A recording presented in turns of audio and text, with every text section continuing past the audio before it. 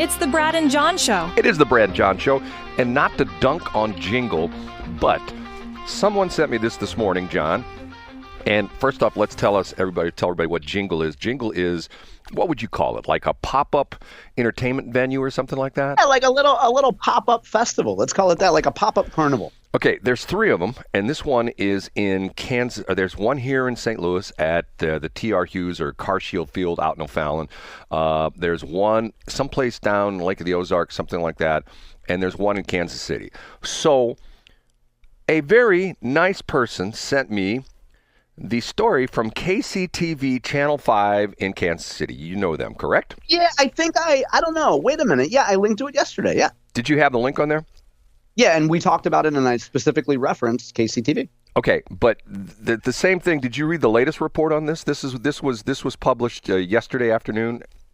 Oh no! If it was published yesterday, I didn't see it. No. Okay, it says Jingle at Legends Field in KCK. This is in Kansas City, Kansas. Is winter wonderland that features more than 4 million lights, a skating rink, and a tubing hill. But some don't feel like they get what they're promised, and they go in this thing. Carly's Paseo, P-A-S-C-E-O, went to Jingle on opening night with 3 others, excited to get in the Christmas spirit. She said, we were just disappointed and let down and kind of just felt like it was a little bit of a scam. Instead, she says she couldn't enjoy a lot of what was advertised on the event's websites. Quote, they had advertised like an ice skating rink through the lights. There was a tiny ice skating rink, maybe the size of my living room, kind of off in the corner, but it wasn't open. And KCTV Channel 5 reached out to Jingle, and they admit the opening wasn't what they'd hoped for. Here we go. This is John. This is John in his former life. This is the spokesperson. Unfortunately, this vision was delayed due to circumstances beyond our control, specifically a port strike in Canada. We are obviously disappointed that we were not able to deliver the full experience to our guests on opening night. And then it goes on, they complained that there was a manure-like smell while walking through the lights and mud piles everywhere. And here we go, spokesperson. This was due to an unanticipated field drainage issue exacerbated by heavy rain prior to and often after flooring install, the event organizer said, acknowledging they're working on the fixing the problem. And she goes on to say, quote, it was like we were almost being punked because every time I went somewhere, it was like, what is this? The tree was tilted by the way, the big tree, it's on its last leg. The number of even the lights, they said, had like they were advertising millions of lights. She says, you get hundreds. Yes, I saw that. And I just brought the story up, Brad. So, yeah, it was originally published on December 3rd. Okay. And then on the 4th. So that's why we saw it and talked about it a few days ago. But so, in other words, what you're saying, Brad, is that the Jingle problems are not specific to CarShield Field. They're also happening in Kansas City. I wonder if it's terrible in Springfield, and I wonder if it's terrible near the Lake of the Ozarks or wherever else these are. Okay, this is a perfect example of one of my mottos in life. Under promise, over deliver. Okay? UPOD. Yes, yeah, UPOD. If you say, we got this thing, and it's sort of a Christmas kind of deal, and it's okay. It's, we got a little place you can ice skate, and we got some lights, and, there's some neat stuff, right? And people go, well, let's go try it. But if you say, oh, my God, it's got millions of lights, and you have these fantastic TV commercials where you have a drone flying through the place, and there's lights everywhere, and you see hundreds of people ice skating, and you see people flying down like a log flume kind of thing. You go, oh, my God, I'm in. And I'm going like, okay, where did they take those pictures at? Where was that? Was that AI or something like that? I mean, and I'm not trying to know exactly what you mean. I'm not trying to dunk on these people because of the fact that well, maybe I am to a certain extent, because of the fact, you know what, in the St. Louis area, you should be going to down on Main Street. And matter of fact, I didn't tell you this, John, but in our next segment, I hope you don't get mad at me. I did this last night at the spur of the moment. Oh, are you calling the guy you called last year, the Tiny Tim guy, the guy that does the wacky voice? Jack Frost. Jack Frost. Yeah, nice. You should be going down to Christmas Traditions on Main Street. And by the way, the Big 5-0. They're celebrating their 50th anniversary. So can I interrupt, Brad? I went down there. I took the kids down there last year. It was fantastic. It was cold as you know what. Oh, yeah. But it was a fantastic experience. They do an incredible job. And once again, not because they're advertising on the station. If they weren't advertising on the station, I would say they do an incredible job. They put a lot of effort into this. This organization, Greater St. Charles CNV, Convention and Visitors Bureau, they really, really do some neat stuff. Matter of fact, we've been working for several years. I think probably like 10 or 11 years right now. And I guess it was probably 7 or 8 years ago that they started the Legends and Lanterns, which is like the October, the Halloween version that goes in October. I think the 3 weekends before the actual Halloween day. And the lady that I deal with who is running this, at least the advertising, she told me that there will be a day when Legends and Lanterns will be bigger than Christmas Traditions. And Christmas Traditions is huge. And what's interesting is every year it grows. I am just, once again, blown away about the money and the time and the effort people spend on Halloween. You know what I'm saying?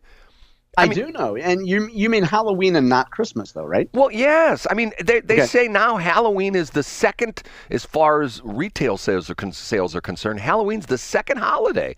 I would think that Easter would be, but they say that's not true anymore. That there's no, because that has to do with Christianity, you fascists and you Christian nationalists. Right, and Halloween has to do with the devil and stuff like that. Yeah. So, a lot of suburban women tend to be witches and they, watch astrology and call themselves witches. So I think maybe that's why Halloween is more popular too. Okay, couple things to talk about, and I'm going to spend the rest of this segment talking about this for another 8 or 9 minutes, okay? Yesterday I'm driving around listening to various things, and I'm listening to the hardest working guy in the media business. That's Brian Kilmeade. And I don't know if you know this about his schedule. He does 3 hours of Fox and Friends. And they're down on the first floor, whatever building they're in New York City. He gets off the air in New York time. He gets off the air at 9 o'clock. They're on from, I guess, 6 to 9 or whatever it is in the East Coast time, okay? He literally gets on an elevator. His last break is like 8:58 or something on TV. He literally gets on an elevator, goes up to the 14th floor, and then he does his talk show for another 3 hours. So he's on the air 3 hours for TV, 3 hours for radio, nonstop, every single day. Plus he goes out and does that's awesome. He's a hard-working guy, okay? He gives this yesterday, and I thought to myself, I don't believe this. This can't be true. And it comes out in a Senate report. Okay, you ready for this? I'm ready.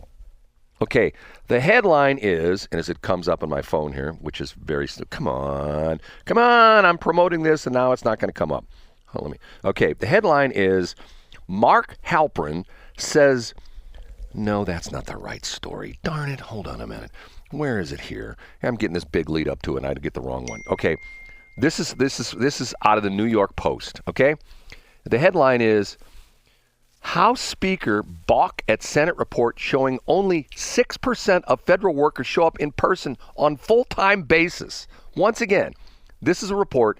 Only 6% of federal workers show up in person on a full-time basis. This is federal workers, the entire federal workforce across the entire country. 6% of the workforce. So I don't mean to throw water on this, Brad, but think of the number of folks that have desk jobs at the federal government and satellite offices. Why would you go into work 5 days a week when you can work from home and do laundry and take naps? Okay. I don't know why we would. I appreciate the sentiment that you're coming from, but of course only 6% of people are in the office full time, Brad. Well, okay. Now, if you take the 6%, here's where it gets even worse. And this is according to this is Elon Musk and wrote this on. Matter of fact, this is Joni Ernst is the one who put out this report. If you exclude security guards and maintenance personnel, the number of government workers who show up in person and do 40 hours of work a week is closer to 1%. So in other words, the 6% includes security people and maintenance people, but if you pull them out of that 6%, you have 1% of the workforce shows up for work on a 40-hour basis. Now, I hear what you're saying, John. You and I so go back and forth on this because you're sort of like, your comment is you always like, well, if you're an executive in St. Louis, when you can make 6 figures at one place and another place says you can make 6 figures here, but you have to come to office 4 days or 5 days a week, you're not going to take that job. You're going to take the job where you only have to come in for 2 hours a week. Yeah, of course, which is reality. Well, but once again, and what's interesting about this is, let me find the numbers. These are post-COVID numbers, and essentially, my phone's going nuts. Can't open this page. What's going on with my phone? Let me go back here. The point is, let's see if I can find it again. I thought I highlighted it here. This came out. Joni Ernst, who has long crusaded against the rise in remote federal work, is planning to reveal the fruits of her office's year-and-a-half inquiry into Department of Government Efficiency co-heads Elon Musk and Vivek Ramaswamy during their visit to the Capitol Thursday, which was yesterday.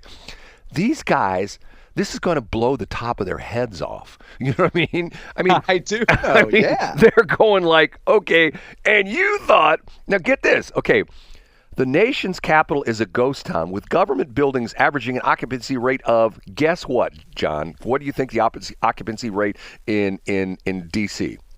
I'd say 75%. 12%. Ooh.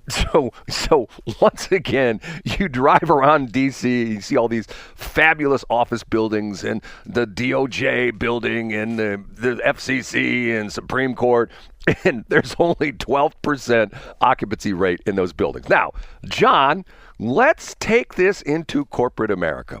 If there was a CEO of a corporation and he found out that the occupancy rate of his corporate buildings, which he's paying for, let's say he owns some of them and he's leasing most of them and he's paying triple net lease, so he's paying all the taxes and the crap like that, and he's paying utilities and maintenance like that, how long do you think it would take for a corporate dude to say, this is ridiculous, we don't need all these office buildings? Wouldn't you? They're sold immediately. And Brad, let's do a practical example.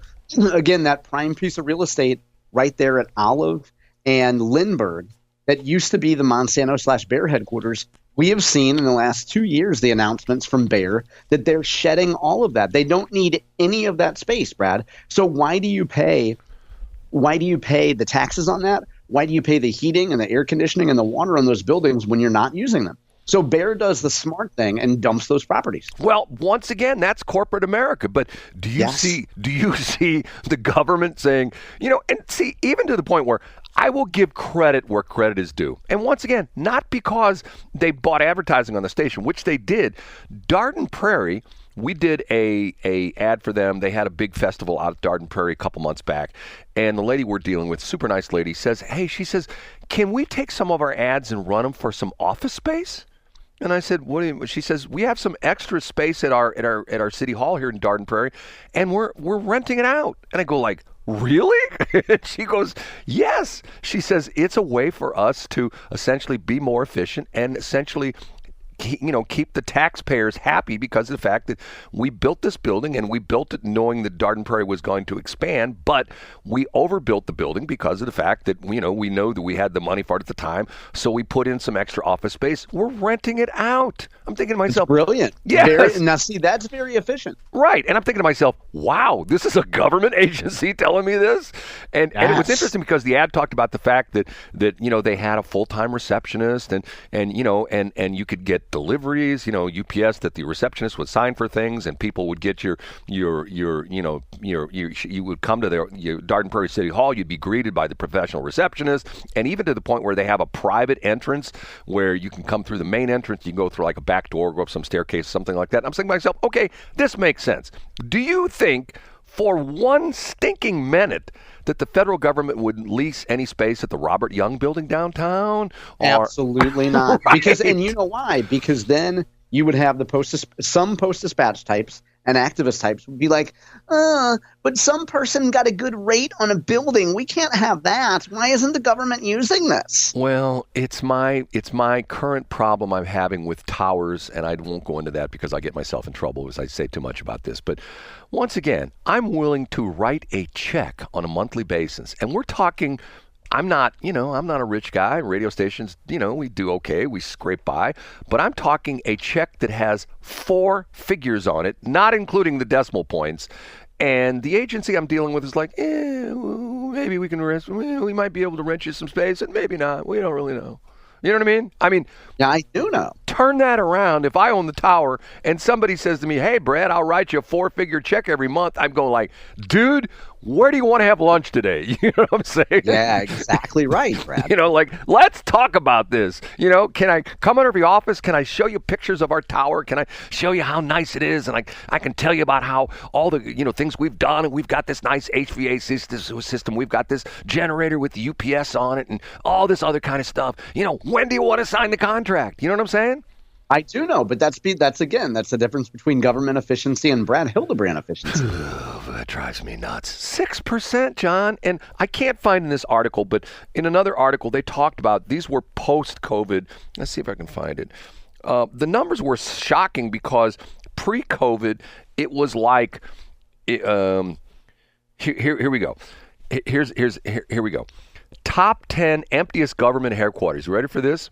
You know, yeah. Okay, here's the list. The Department of Energy. Oh my God, my phone keeps resetting on me. I don't know what's going on with this.